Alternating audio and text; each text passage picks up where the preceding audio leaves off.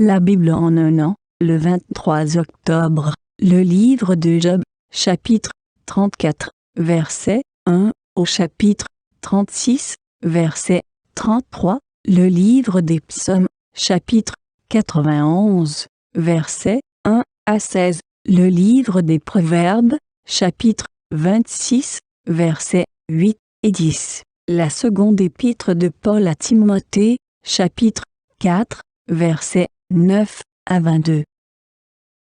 Le livre de Job, chapitre 34. Élihu reprit, « Sages, écoutez mes propos.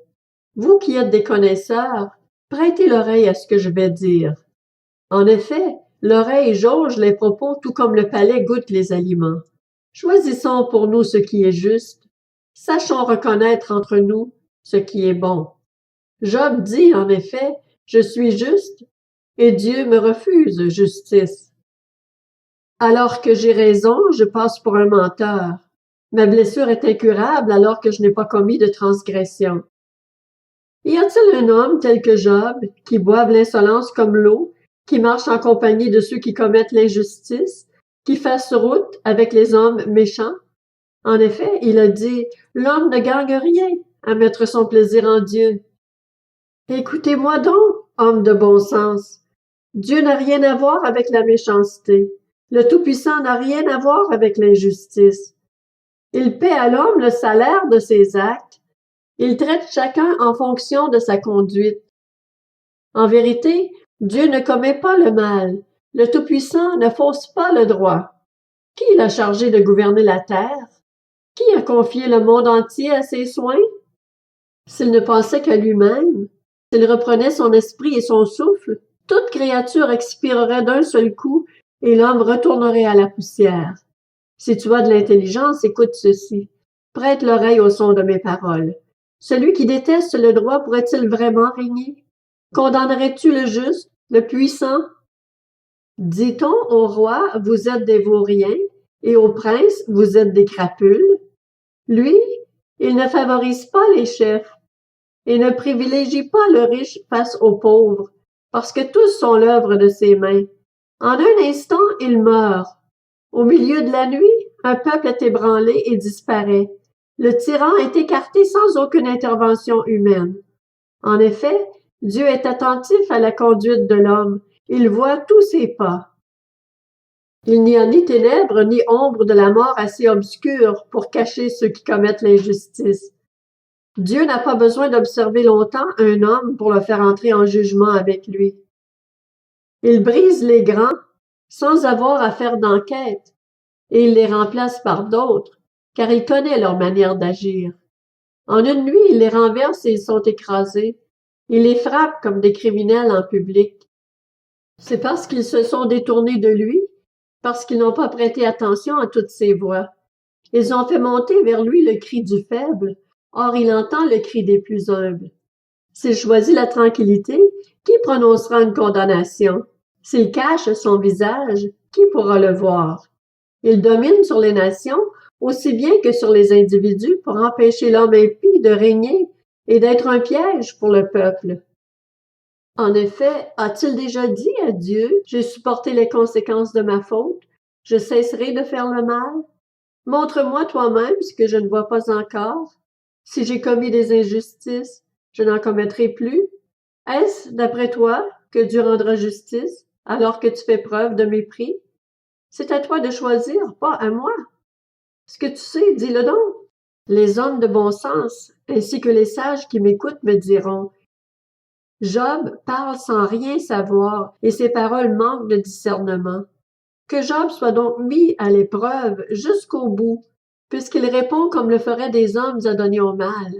En effet, il ajoute la révolte à son péché. Il sème le doute au milieu de nous, et il multiplie ses paroles contre Dieu. » Le livre de Job, chapitre 35. Élihu reprit, « Penses-tu avoir raison?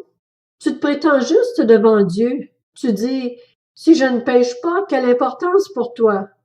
Et moi, qu'est-ce que j'y gagne? » C'est moi qui vais te répondre, ainsi qu'à tes amis en même temps. Considère le ciel et regarde. Observe les nuages, ils sont bien au-dessus de toi.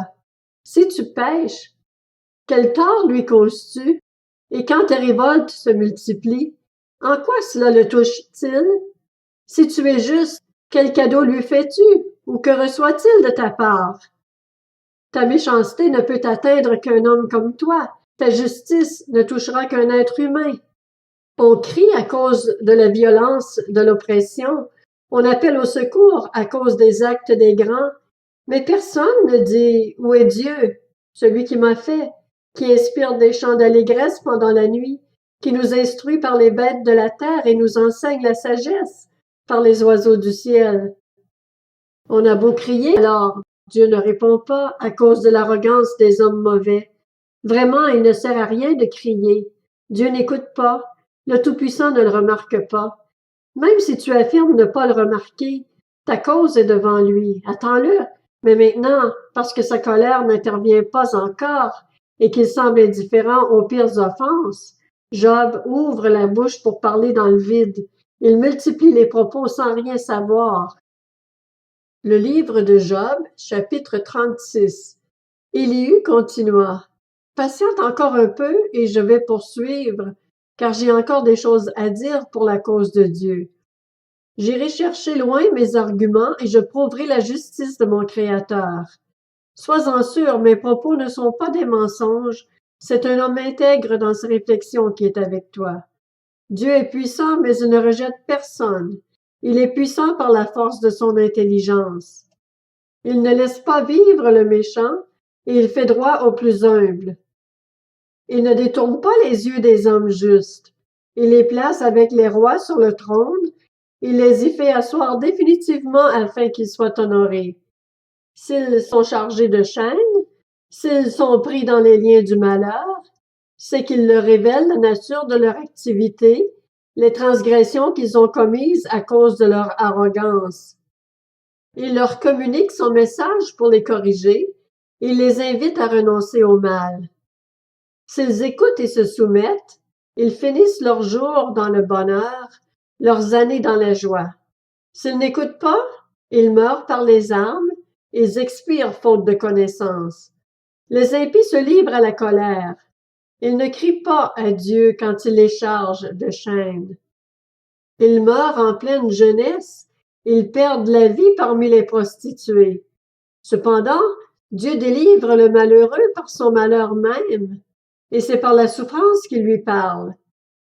Il t'arrachera aussi à la détresse pour te mettre à l'aise, loin de toute contrainte, et ta table sera chargée de plats délicieux.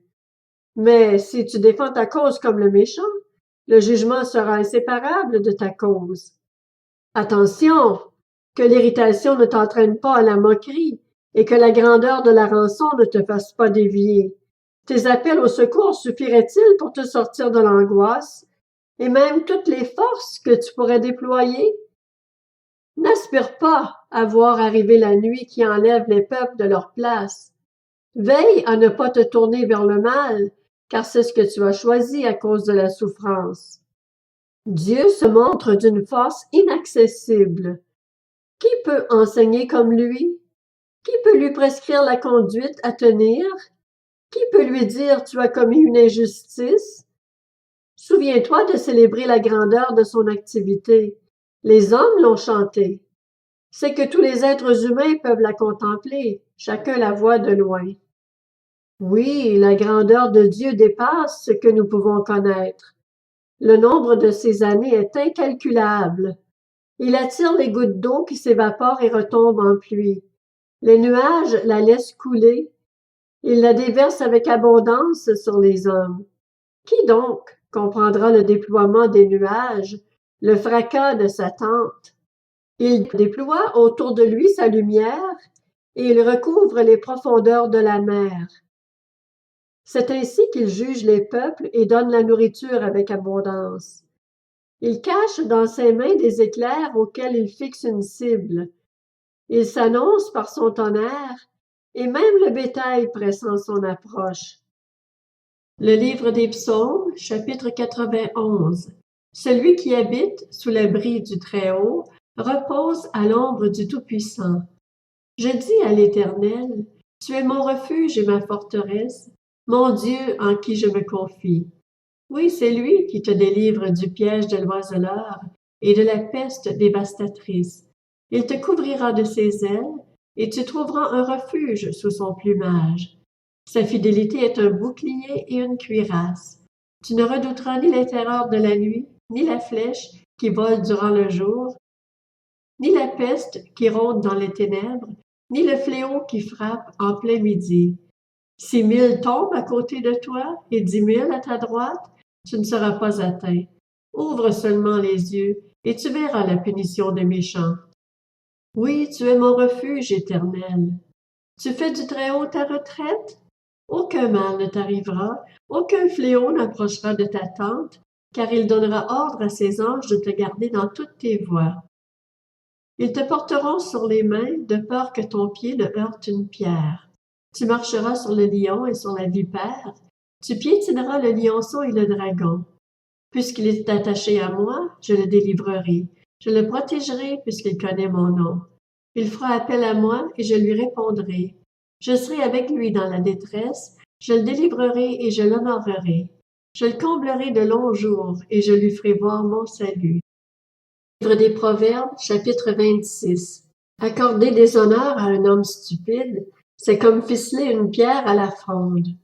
Une épine brandie par un homme ivre, voilà ce qu'est un proverbe dans la bouche d'homme stupide.